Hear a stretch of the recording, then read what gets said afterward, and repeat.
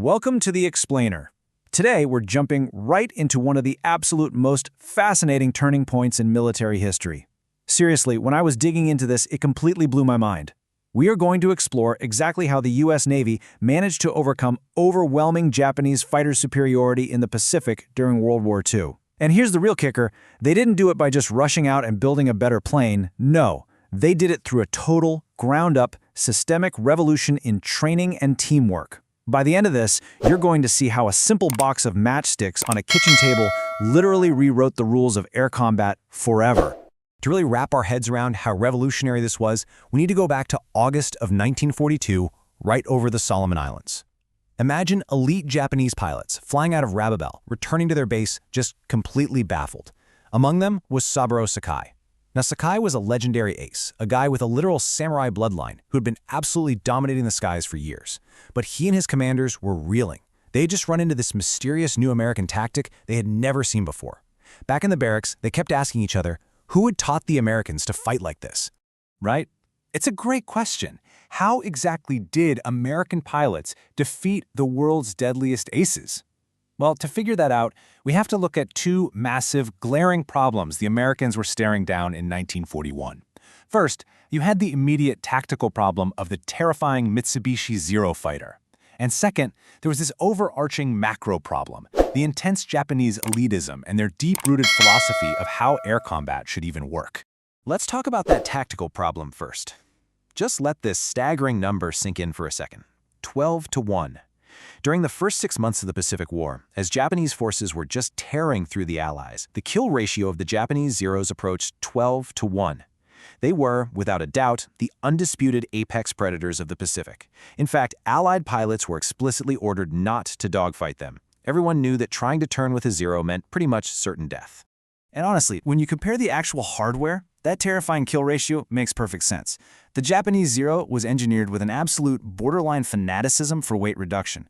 I mean, it had zero pilot armor, no self-sealing fuel tanks, and it was built out of this super light, somewhat brittle magnesium-aluminum alloy. But the trade-off? It could climb 3,100 feet per minute and outturn absolutely anything in the sky. Now, the American F-4F Wildcat? Completely different design philosophy. It was tough, heavy armor, self-sealing tanks, punishing 50 caliber guns, but it was way slower, and there was simply no way it could ever win a traditional turning dogfight against a Zero. But hey, the machine is only half the equation, right? You've got to look at the men flying them. Back in 1937, out of 1,500 applicants to the Japanese Flight Reserve Program, guess how many graduated? 25. That is an insane level of elitism. Saburo Sakai was one of those 25. Their whole training doctrine was basically religious. They instilled this belief that air combat was a literal duel between individual samurai. Whoever flew the best and shot the truest won. Period. Part 1. The Coronado Kitchen Table, Inventing the Weave. So all this brings us to late 1941 and a 36-year-old Navy pilot named Jimmy Thach. Thach read an intelligence bulletin about what the Zero could do, and he instantly knew that standard American formations were a death sentence. So night after night, sitting at his kitchen table in Coronado, probably using matches from his own kitchen, Thach started running simulated dogfights. He realized a 3-plane formation was out. You needed a pair watching each other's tails. And to beat a faster enemy, you needed 2 pairs. The geometry here is just incredibly elegant. You fly side by side in 2 pairs. When a Zero attacks one pair, both pairs bank sharply toward each other. As they cross paths, the Zero, which is target fixated, suddenly finds itself staring straight down the gun barrels of the second pair coming right at it head-on. Thach called it the beam defense position. History, of course, remembers it as the Thach Weave. But an idea on a kitchen table is, just an idea. They had to test it. So Thach took his absolute sharpest aviator, Ensign Butch O'Hare, up over San Diego Bay to play the role of the Zero. To mimic the Zero's speed advantage, Thach actually had his defending planes wire their throttles to half power. O'Hare came at them from every conceivable angle, and every single time, the Weave ruined his attack. When they landed, O'Hare looked at Thach and said, "Skipper, it really worked. I couldn't make any attack without seeing the nose of one of your airplanes pointed at me." Pure, inescapable geometry had just completely neutralized individual brilliance. Part 2, Trial by Fire, the Battle of Midway. The ultimate test of this kitchen table theory happened on June 4, 1942, during the absolute most consequential carrier battle of the war. Thach was leading a small flight of just 6 Wildcats when they were suddenly bounced by an overwhelming swarm of 15 to 20 Zeros. Talk about a nightmare scenario. He's outnumbered, outclassed in speed and turn radius. One of his guys has a broken radio, and his own wingman, Ensign Dib, is completely green. The kid had practiced the weave exactly once. But in the absolute chaos of combat, Thach literally used hand signals across the cockpit gap to initiate the weave. And it worked. The Zeros, trained to fight as lone samurai, kept taking the bait. When the smoke cleared, Thach's vastly outnumbered group walked away with 5 of their 6 planes intact, plus a handful of confirmed kills. The matchsticks had survived real combat. Part 3. The Pivot. Elitism versus industrial scale. Now, the Thach Wave didn't just save lives at Midway. It actually exposed a massive, systemic difference in how these two navies operated. Look, the Japanese system was built entirely around the individual ace. Once you trained, you went to the front and you fought until you died. No rotation. None. The U.S. Navy, on the other hand, actively rotated their experienced combat veterans back home. This is absolutely crucial, guys. It created this incredible feedback loop of tactical innovation. The guys surviving the newest enemy tactics were the exact same guys teaching the next generation of recruits. The weave caught on because it was teachable. You didn't need to be a generational genius to pull it off, which fit the American philosophy perfectly. Because they rotated instructors, the American training pipeline could scale up industrially.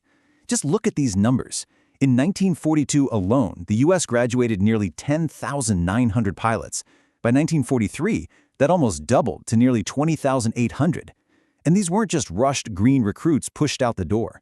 These new aviators were showing up to the fleet with around 500 hours of flight time, trained by the literal veterans who had just survived Midway and Guadalcanal. Now contrast that with Japan. Imagine being sent into elite combat with almost zero training. That became their tragic reality. Because they left their aces on the front lines forever, those irreplaceable veterans from Pearl Harbor were slowly but surely killed off. By the time guys like Saburo Sakai were finally sent back to teach, it was way too late. Japan hit a catastrophic replacement crisis.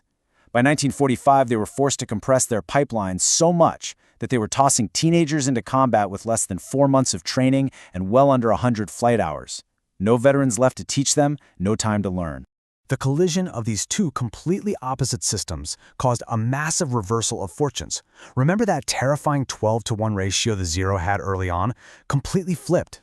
When the Americans brought in the F-6F Hellcat, flown by well-trained pilots who had the Thach Weave drilled into them from day one, they achieved a kill ratio of better than 13-to-1 against the Zero. This all culminated in the famous Marianas Turkey Shoot in 1944. Japanese perfectionism in building a tiny handful of elite individuals simply collapsed against the American system of mass-produced teamwork. Part 4. The triumph of teamwork over the individual. So what's the honest verdict here? The Americans didn't win because their pilots were inherently better. They won because they built a vastly superior system. Early in the war, Japanese pilots were probably the best in the world. But the U.S. built a doctrine, a training pipeline, and an industrial base that didn't rely on exceptional individuals. They banked on shared knowledge and mass replaceability. Jimmy Thach took the vague, abstract idea of mutual support and turned it into actual, literal geometry, something so simple you could teach it to a green ensign in an afternoon and trust him with it in combat the very next morning. It fundamentally shifted the focus from the lone romantic ace to the cohesive team. And get this, the exact principles worked out with matchsticks on that kitchen table in Coronado, they're still taught today to F-15 and F-16 pilots.